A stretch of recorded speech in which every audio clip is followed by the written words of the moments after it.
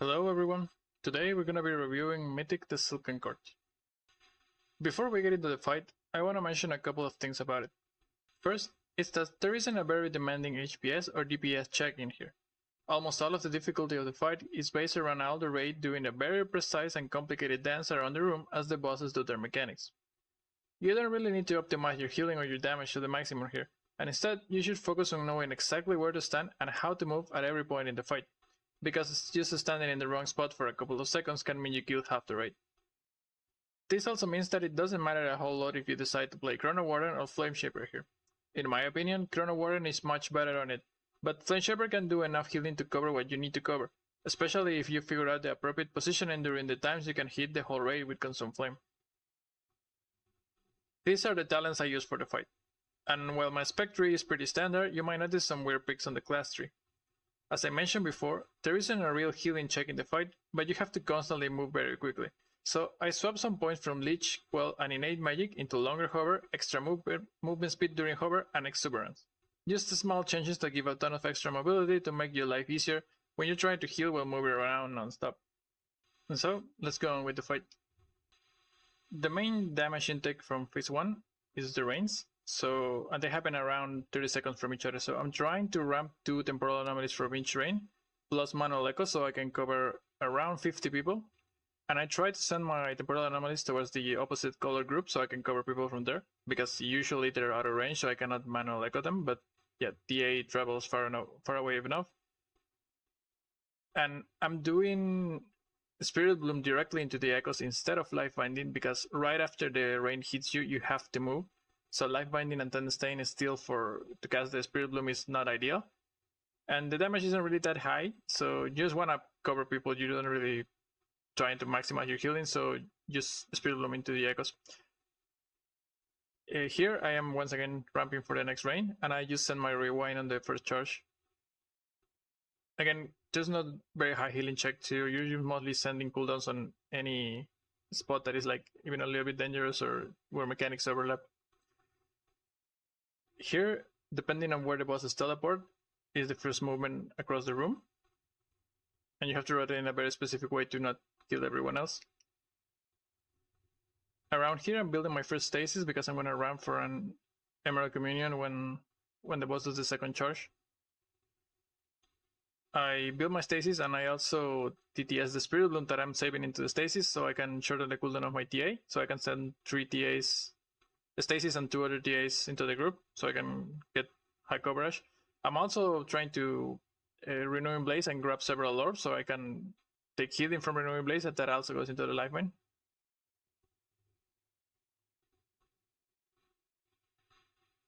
Yeah, once again, just trying to echo people and keep people from dying. After the second shot, we go into the intermission. And yeah, once again, we gotta rotate in a very specific way to not kill each other. So the first intermission is kind of annoying because you have to constantly be moving. And usually very near to the boss, you're gonna have all the melee DPS, and you don't really wanna have all the orbs very stacked, so you want to be a little bit behind. But if you're a little bit behind, you're also out of range of the other group, so you cannot manual echo them. You can try to temporal anomaly across the room, which is actually pretty good. You should definitely try to do that. But during the first intermission, you're mainly just trying to echo whoever you can and just send your empowers whatever way you can to keep people from dying. You're probably gonna be assigned to Special Paradox and another healer during this phase, which is also pretty good because you also get the range and you can start manually echoing people on the other side. But that's like really short window of time. But yeah, you're just mainly trying to keep your side from dying. Like as long as you keep echoing and throwing whatever you have to people that are low HP on your side, you should be fine. And then phase 2, the main damage in phase 2 mainly comes from when you have to run to the boss and drop the orbs. So here I'm planning to do my second stasis for it. Just gonna TTS a Spirit Bloom into everyone and a Dream Breath, and then just release that like right after, a couple seconds after, when everyone's taking damage.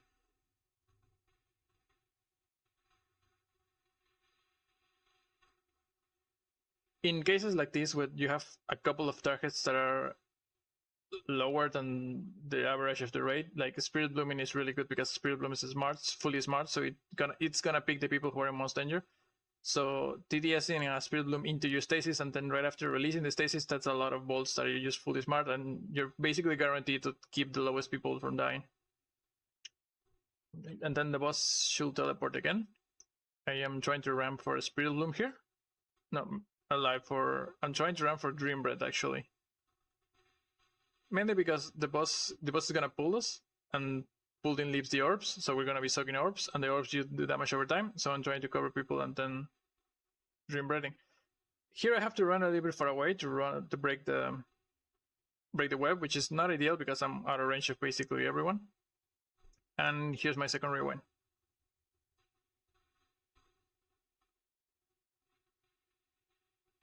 And we're doing these spells. I specifically do the 4 dispel when my officer calls it and the weak aura tells me to. That's not really complicated. Like your DPS should be prepositioning and you just wait for the specific cue and just press the dispel.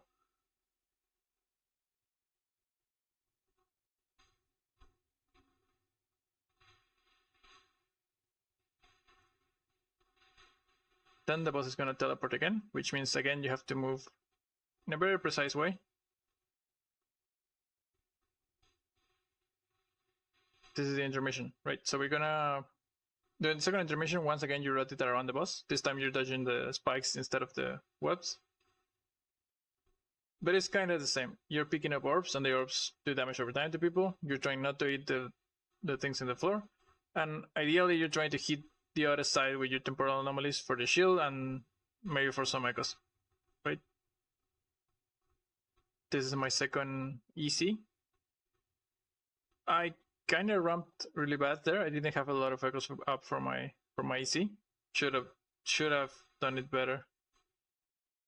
But again, the boss doesn't really do that much damage, so as long as you keep pressing your buttons, you should be fine.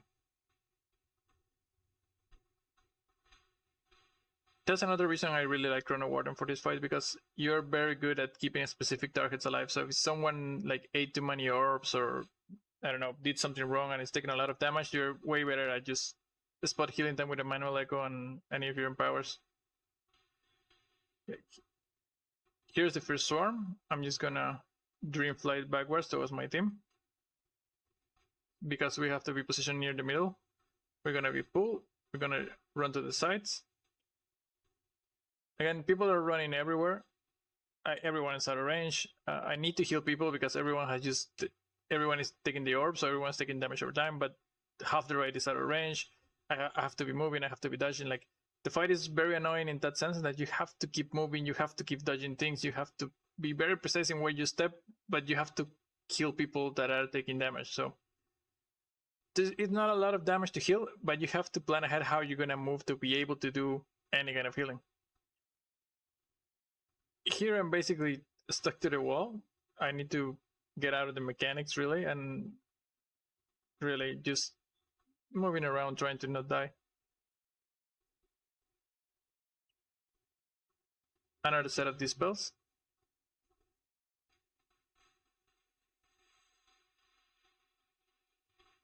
Once again, I just do the 4th dispel, which is coming right now. Yeah, that's my dispel, and then the boss gets done, right? And we got a swarm.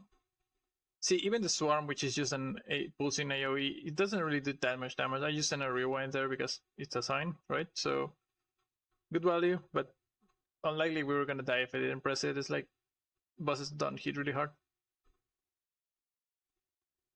Now this is the final part of the fight. The boss teleports away, and they're gonna do the mechanics at the same time. So we're gonna have a charge and a dispels at the same time. And if you get through that, the boss just dies. First we're gonna get grip, run to the sides. The other team runs through. Once again, I'm trying to heal people, but absolutely everyone is out of range. Just echoing whoever I can. Being careful to not eat any mechanics because there's a lot of things to dodge. Keep an eye out for whoever is low HP. Just trying to avoid people from dying. Like, not really trying to pump maximum HPS or setting up complicated combos, just trying to avoid people from dying. And the bosses are both about to be stunned. I just got murdered by the Guardian Spirit from the Priest, but it doesn't matter because the bosses is dead. yeah, so as you saw, it's not a really high HPS fight. It's not you don't really have a tough DPS check. It's just really complicated in the way you have to run it. There's a lot of things happening at the same time. People are going to be constantly be out of range of you, and you just have to have a plan in your head of how I'm going to move, what I'm going to press here, and people are going to be out of range. How can I still help the raid when absolutely everyone is out of range? Usually you're going to try to TA across the room to hit as much people as possible. You're going to want to pre-echo people so you can heal them like with Lifeline or just echo in Spirit Bloom from out of range, because echo ignores range.